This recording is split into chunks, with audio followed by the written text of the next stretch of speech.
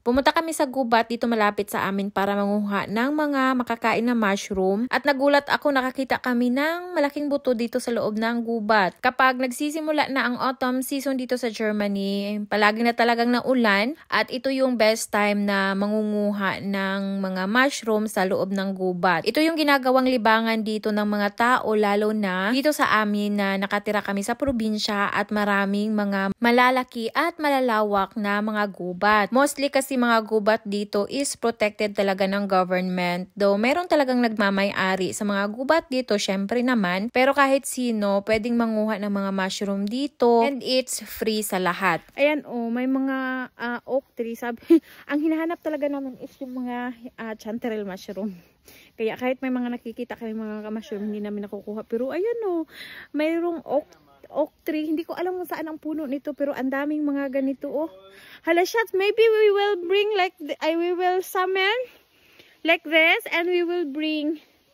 Ayan, ang dami dito. Tuwang-tuwa nga ako at nakakita ako nitong mga bunga ng oak tree. Nako, nakikita ko lang ito sa movie ng Ice Age. Ito, ang dami. Ang ganda nito gawing decoration for autumn at saka para sa Pasko. Ang dami kong ang nakita dito. Nagkalat lang talaga ito dito sa ilalim ng puno. Yung iba nga ay natatabunan na lang ng mga patay na mga dahon. Dito sa Germany, maraming iba't ibang klase ng mushroom na makukuha mo sa gubat. May edible at syempre, meron din namang mga poisonous. Kaya kapag nangunguha ka ng mga mushroom, kailangan alam mo kung ano yung nakakain at hindi. Napakaganda din kasi pumunta sa gubat nila dito. Ganito yung itsura. Hindi yan siya nakakatakot. Siguro nga nasanay lang tayo na nanonood ng mga movie na nakakatakot na ganito yung itsura. Kaya sa tingin ng iba ay nakakatakot ito. Dito sa Germany, wala namang masyadong mga ahas katulad sa atin na nakakatakot na mga king cobra. Meron naman dito pero maliliit at mild venomous. So ayun nga, habang naglalakad nga kami, nakakita kami nitong buto. I'm sure buto ito ng mga hayop like wild deers. Marami kasi yan dito sa loob ng gubat. Maraming mga wild animals din dito like wild pigs, mga rabbit, at saka may mga wolf din. At iba pang mga wild animals. So yung mga mushroom nga, usually kinakain yan siya ng mga wild na mga hayop dito. Ito naman kasi hindi ka matatakot talaga dahil marami namang mga tao din na pumapasok sa loob ng gubat. Hindi lang din kami ang nangunguha ng mushroom. Napakadami din pumupunta dito. Wala nga kaming masyadong nakukuha dito ng mga mushroom siguro din dahil mga 1 week na kasi na hindi umuulan dito. Maganda kasi manguha ng mushroom kapag palaging naulan like 1 week na umuulan. Merong mga mushroom dito pero yung iba is hindi nakakain. Syempre hindi din yan kinukuha ng iba. Usually mga puno dito is mga pine tree, mga oak tree. Alam nyo, nilulook forward ko talaga na pumupunta dito sa mga gubat at naghahanap ng mga mushroom. Para sa akin kasi it's so relaxing, nakakatuwa yung nasa loob ka ng gubat. Napaka-peaceful and yung mga ibon lang yung naririnig mo. Naku, hindi talaga nakakatakot dito. At ang mga gubat nila dito ay merong signal. So, kapag nawala ka, pwede ka namang gumamit ng iyong cellphone para humanap ng direction. Dito sa amin, dahil nasa probinsya kami, dito sa Germany, more on nature talaga kami. Naranasan ko naman din na manirahan dito sa Germany within the city. Like, 3 years kaming nakatira dito sa capital city in Germany, which is in Berlin. Nakukumpara ko talaga na iba yung buhay ng nasa probinsya at nasa city living dito sa Germany. So, ayan nga, nakakita kami ng isang edible mushroom. Ito yung cauliflower mushroom dahil yung itsura niya is parang cauliflower. Pero sabi ko kay asawa, naku, hindi naman yan cauliflower, para yung utak ng zombie. So, ganito yung itsura niya.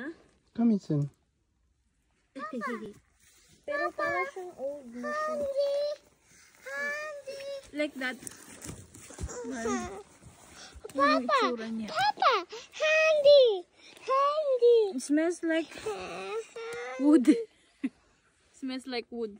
So, ayan, kukunin nga namin ito at gagawin namin itong tomato mushroom soup. Uuwi na nga sana kami nito dahil wala kami nakita ng mga mushroom. Mabuti na lang. At dito pa kami dumaan at ayan nga, may nakuha pa kaming isa. Mag-i-enjoy ka din talaga kapag maghanap ka ng mga mushroom dahil para kang naghahanap ng treasure. Tapos, iba yung tuwa kapag nakakakita ka na. So, kapag weekend dito, ito na nga yung aming banding, pumunta sa loob ng gubat at maghanap ng pagkain na libre. So, by the way, yung pangunguha din din pala ng mushroom ay may limit. Sa pagkakaalam ko, yung every kind of mushroom, pwede ka lang makakakuha ng 1 kilo. And hindi talaga pwede na marami kang dadalhin dahil may mga ibang tao naman na nangunguha din. Tapos, ito talagang mga ganitong mga mushroom, pagkain talaga ito ng mga wild animals. Tumutubo ito usually kapag autumn. Tapos, ayan, marami ng pagkain yung mga wild animals. Ayan, nakakita pa ako ng isang mushroom. Pero hindi namin ito kinuha dahil parang hindi ito edible. So, kapag autumn, yung mga wild animals ay kumakain ng maraming pagkain like maraming mushroom and yung mga nahuhulog na mga mansanas, yun yung kinakain nila. They usually eat more para to store fats para sa darating na winter. Dahil kapag winter dito ay nakukalbo talaga itong gubat namin. Kapag winter dito, lifeless itong gubat. Itong mga dahon is namamatayan sila so walang pagkain yung mga wild na mga hayop. At syempre kapag sobrang lamig at nag-i-snow, ito lahat ay mapupuno din ng snow. Kaya yun nga, nag-i-store sila ng maraming pagkain sa kanilang katawan every autumn. Kaya din pala nag-a-upload ako ng maraming mga chanterelle mushroom video dahil last year doon ako nanguha ng mga chanterelle mushroom sa lugar ng aking auntie na nandito din sa Germany. Ayan ilang beses na natumbayan si anak. May nakatagpo nga din kaming matanda dito. Naghahanap din daw siya ng mushroom. Mga 2 hours siguro kami dito sa loob ng gubat. At nag-enjoy naman si anak sa aming pangunguha ng mushroom. Ayan ayaw na nga niyang umuwi. Kaya lang, dito nga din niya siguro nakuha yung tick or garapata na dumikit sa kanyang kilikili. Yan lang talaga yung nakakatakot kapag napunta ka dito sa gubat dahil marami talagang mga tick dito. Dumidikit yan sa balat tapos sumisipsip ng dugo and ang nakakatakot ay nag-iiwan na yan sila ng malalang sakit. And hanggang dito na lang muna yung ating video. Uwi na kami bago pa kami maabutan ng dilim dito sa gubat.